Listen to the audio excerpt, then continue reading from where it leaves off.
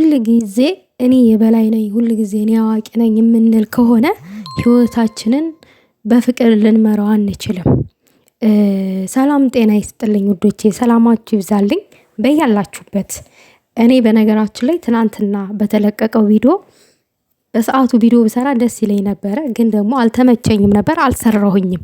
በጣም ብዙ ነገር ልናገር ፈልጌ እንኳን አልሰራው ትናንትና። ምክንያቱም ሰውን ላስቀይም እችላለሁ፣ ሰውን ክፉ ቃል ልናገር እችላለሁ።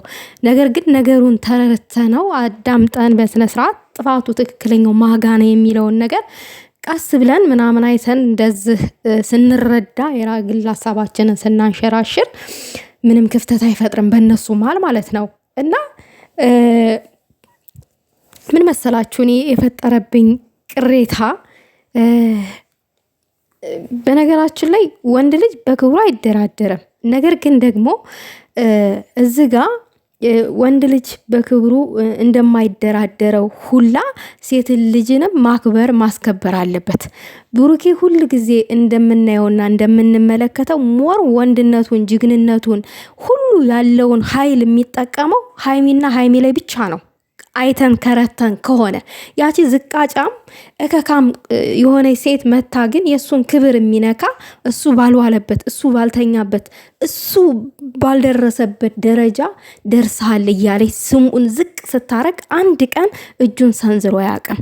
ይኸውላችሁ ባላችሁ እናንተን ማለቴ ባላችሁ ወይንም የፍቅር አጋራችሁ እናንተን ሳያከብር ለሌላ ሴት ሞር ክብርን የሚሰጥ ከሆነ መንቃት አለብን። እኛ ሴቶች ነን ራሳችንን ማስከበር ያለብን። እኔ ብሩኬን እያጣጣልኩት ብሩኬን እየናኩትኝ አይደለም።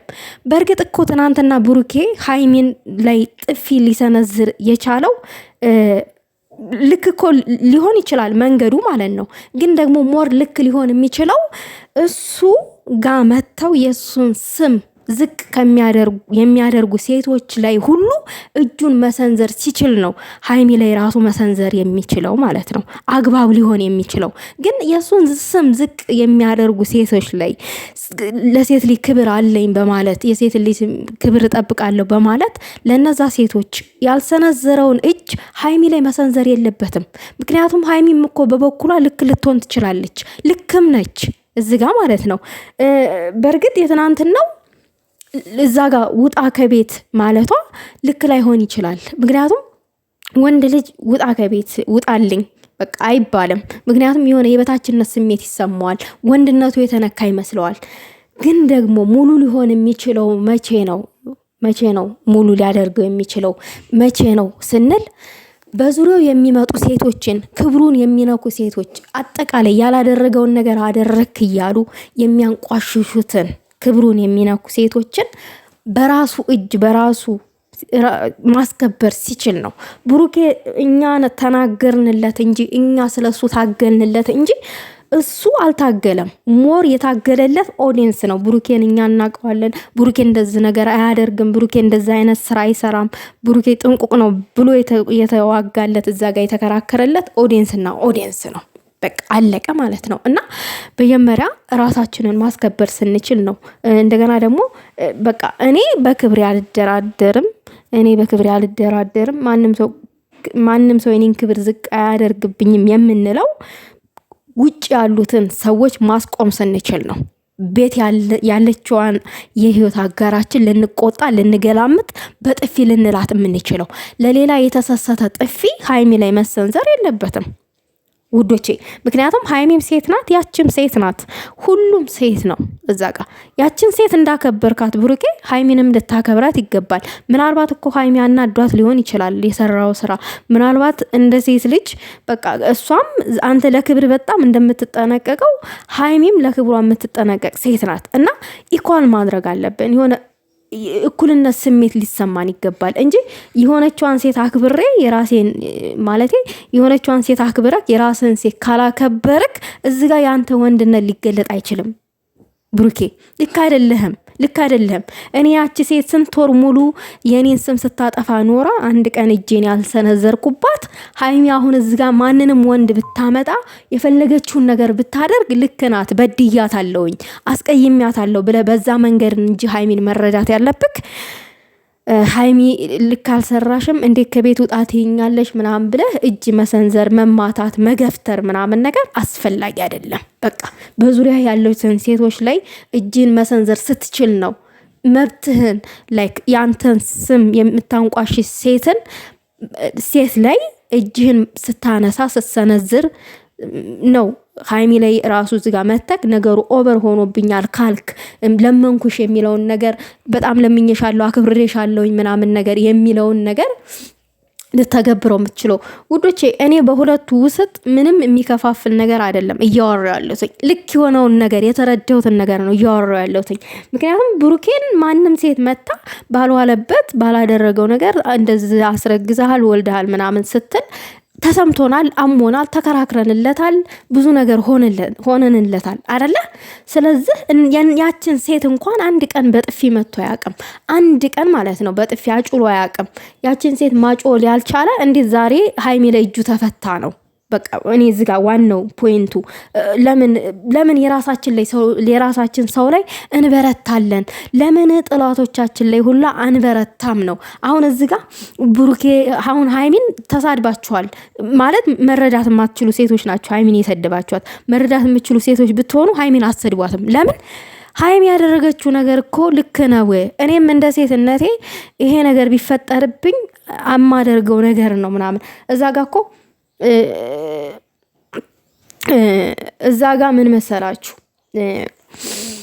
እዛ ጋ እኔን አላስከበረኝም። መጀመሪያ እሱ እኔን ማስከበር ሲችል ነው እሱ ለክብሩ መጠንቀቅ ያለበት ለክብሩ መጨነቅ ያለበት እንጂ ሃይሚ ስለተመታች ብሩኬ ጅግና ነው ሊባል አይችልም። ጅግና ነው የሚያስብለው ነገር ምንድነው? እሱ በሱ ዙሪያ የሚመጡ ሴቶችን ማስወገድ ሲችል፣ መደባደብ ሲችል፣ በቃ ሌልም ምንጭቅጭቅ አድርጎ ከህይወቱ ማስወጣት ሲችል ነው ጅግና ነው የሚባለው እንጂ ያቺ ሴት መታ ስሙን ስታንቋሽ ስንት ስትለው ኖራ አሁን ያችን ሴት ራሱ እናንተ ፑሽ እያደረጋችኋት ነው ያላችሁት። እና በቃ የሆነ የምትሉትን ነገር ወቁ፣ የምትናገሩትን ነገር ማለት ነው። እና ብሩኬ ልክ ነህ፣ ከአቅም በላይ አበዛችሁ፣ ሃይሚ እንደዛ አደረገች፣ ሃይሚ ምናምን ነገር፣ ሃይሚ የበጎቿን ነገር እየሰማኝ ነው የምትተገብረው እያላችኋት ነው። ብሩኬ እህቶቹን አይሰማም እንዴ? ሁሉም እኮ የራሱ የሆነውን ሰው ይሰማል። በቃ የሆነ አይደለም ብሩኬ የእሱ ወንድሞች ራሱ ውይ የብሩኬ እህቶች ትለያላችሁ ብለው ሲከፋፍሉ እናያለን።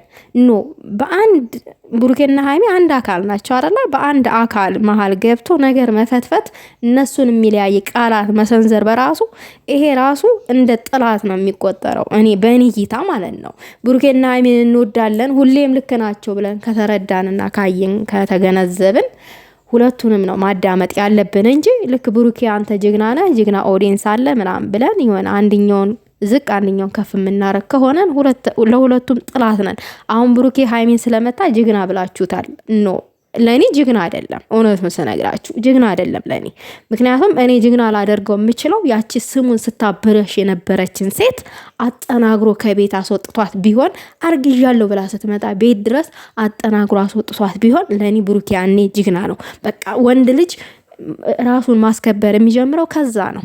ከዛ ራሱን ያላስከበረ ስንት ነገር ስትለው የኖረች ሴት ጋ ራሱን ያላስከበረ ዛሬ መጥቶ ሚስቱ ላይ የልጆቹ እናት ላይ ወንድ ቢያጫውተው ለኔ ወንድ አይደለም። በቃ ብሩኬ እኮ ያችን ሴት እኮ እንደዛ አድርጎ እኮ ነው እንደዛ ያደረጋት ብለን እኛም ለማውራት ይመቸናል።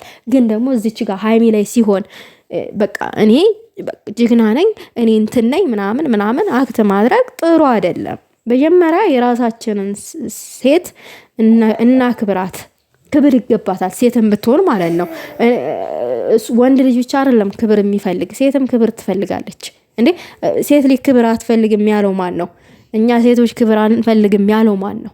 በደንብ ክብር እንፈልጋለን። እና ለማንኛውም ዛሬ ላይቭ ላይ ቀጥታ ላይቭ ላይ እመጣለሁ ብሏል ብሩኬ። ማታ ያለውን ነገር ምንሰማ ይሆናል። በቃ ወይንም ሊታረቁም ይችላሉ። ግን ደግሞ ሁለቱን የሚለያይ ነገር ባታረጉ ጥሩ ነው።